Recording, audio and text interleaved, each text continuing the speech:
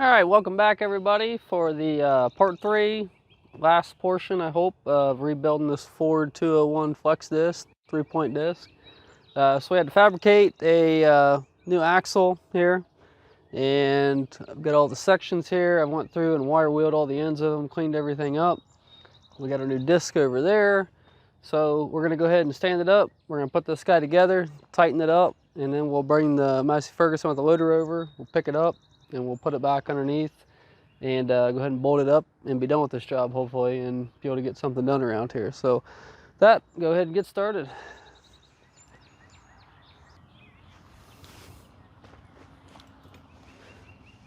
All right, so we got our axle here, all fabricated and all that good stuff. So first thing, we're gonna start off with this end keeper section here. Put that guy on, make sure it sits in. Put a blade on.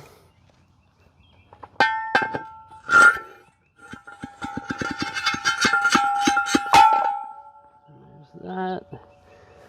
And then, like I said, I lay everything out the same way that it came off. Wire wheeled everything. Get all that loose rust off, because that loose rust, as it breaks loose, it could loosen up your disc, and then they're not going to do what they're supposed to do. So it's good to clean everything up first. And we got this bearing section.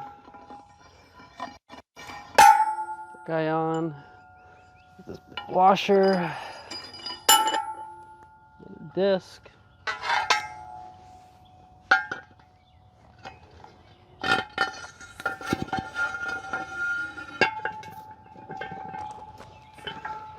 Then I kind of like to line all these up with the notches, so once we get them, start tightening it and all that, we'll adjust all that. Come on.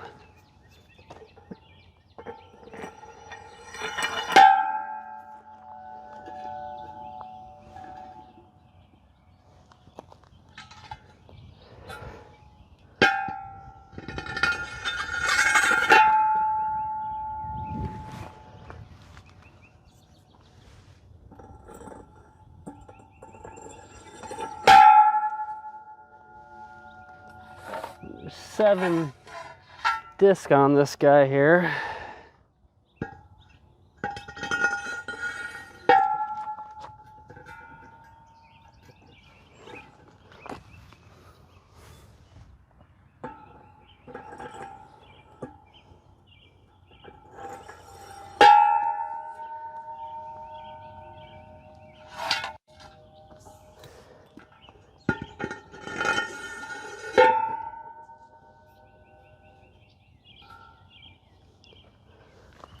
Now we got another bearing section.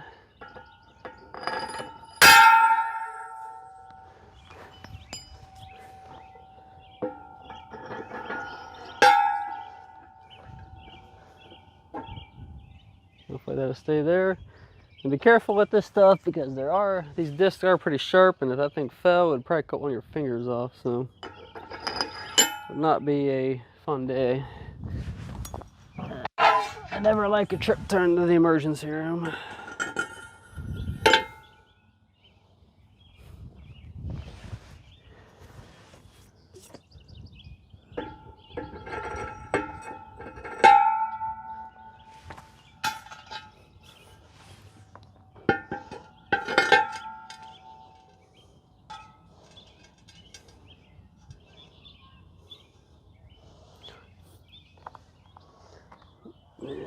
Like I said, just kind of make sure I don't know, you can do it however you want, but I like to make sure the notches are somewhat lined up. So we'll put this keeper on.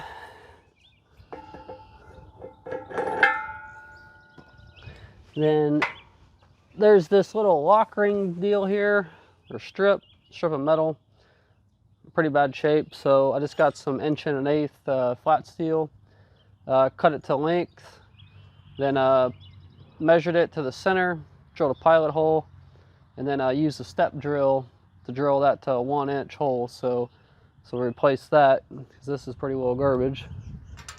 So that goes on here after the keeper. Put that guy on. Then we'll nut him up.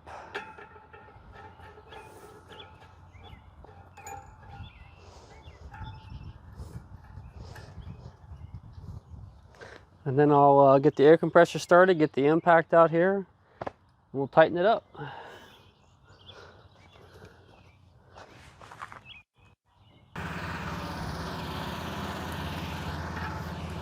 All right, we got the air compressor running. Use my 3/4 impact. Don't want to get too crazy. We'll go ahead and tighten this guy down.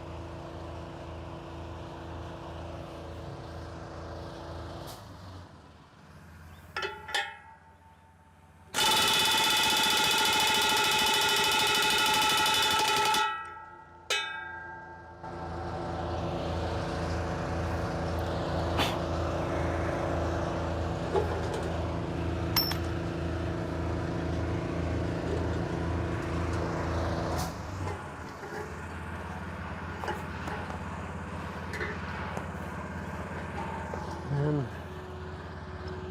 I think I'm pretty satisfied with that. I don't want to get too carried away with it, given that we just tap thread or cut threads into the shaft, and it's not hardened steel. Everything seems to be pretty tight, for the most part here. So it's actually cut into the paint on most of the disc. So I think, like I said, I don't want to take a risk of stripping these out. So we, 1, 2, 3, 4. We might try to get another half a nut or half a face side on this. That way we can tighten this down or flip this locking plate up. But we might have to get the 1-inch impact. But I'm not gonna get too carried away with it.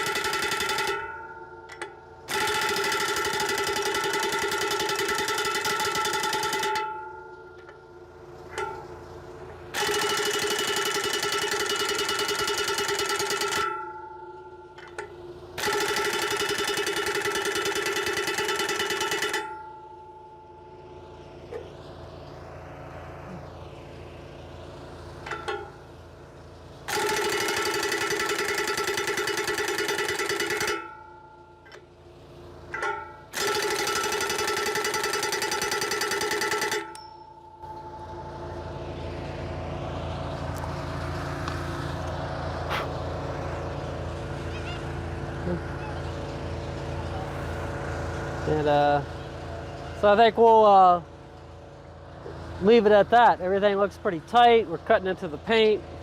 And we'll go ahead and stop here. We'll bend this up. And to lock that in, bend this side, these sides up. And then go ahead and put it underneath the unit. All right, so finally got this thing all together, and I got a little bit ahead of myself, so I didn't get it videoed where I was actually putting it on, putting the gangs back on the frame here, but it's only 4 bolts, so it's not a huge deal, I guess. So I used my Massey Ferguson here with the forks on, lifted the front of the disc up, and basically I went ahead and put these bearing halves on, put the bolts up through them, put the nuts on them, got everything lined up, then just dropped it down, took the nuts off, and set everything down, ran the bolts up through, and bolted it together. So it's a little dirty because I just went out there and was playing around with it a little bit. Got a couple of these scrapers here to adjust because you don't want those touching. I mean, you want them pretty close, about a 1/4 inch away or so. I actually went through the back of the disc and adjusted all these. Like I said, I missed that one up there because it's kind of holding up. This side here flows or spins pretty well when you kick it around, but this other side over here, we got one scraper here on the end that I'm gonna have to adjust.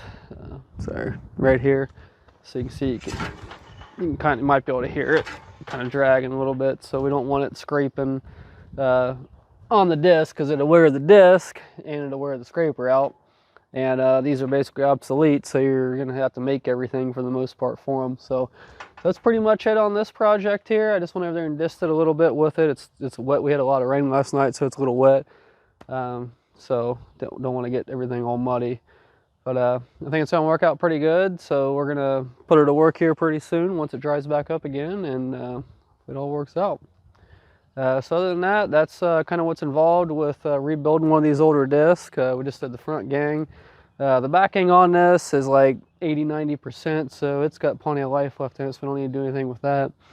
But other than that, not a little bad, a little unit for a 8.5 foot disc. So, but I mean, I got a little bit more in it than what I would like, and a little bit more work in it, but it is what it is. So other than that, that's pretty much it. So I hope you all enjoyed the video. Thanks for watching. Subscribe if you haven't already. Hit the bell for the updates. Like the video if you liked it. Thumbs up thing. And again, like I said, on this channel, we're doing the farming stuff, equipment maintenance, tractors, buying and selling, growing stuff. I got the high tunnel set up. I'm probably going to set up the other high tunnel pretty soon. We got garlic growing, all that good stuff. So always something going on around here.